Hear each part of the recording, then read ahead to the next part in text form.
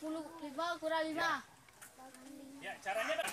Akademisi I Gusti Bagus Artanegara menyatakan dengan pandemi COVID-19 diakui atau tidak diakui, ada dampak yang diinginkan dan yang tidak diinginkan. Positif dan negatif pasti akan selalu ada.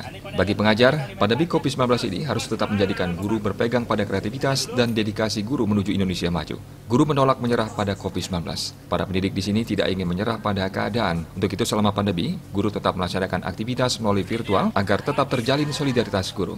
Guru memiliki peranan penting dalam peradaban dan pembangunan di Indonesia. Untuk itu sebagai seorang pendidik, guru tidak boleh menyerah.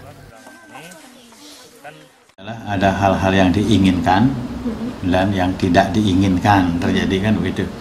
Ya kalau bilang positif negatif barangkali tidak pas di sini. Kita ada yang kita harapkan, ada terjadi yang tidak diharapkan. Ya yang diharapkan umpamanya kan anak-anak sekarang yang masih SD pun sudah menguasai IT ini sekarang dia sudah bisa.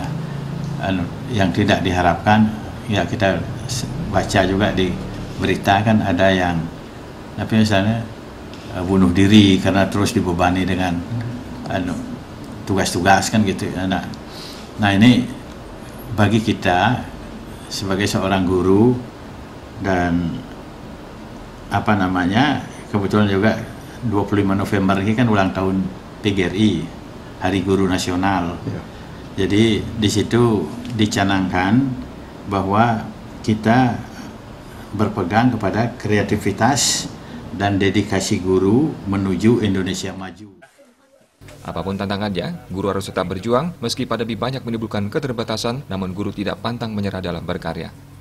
Andika, Bali TV.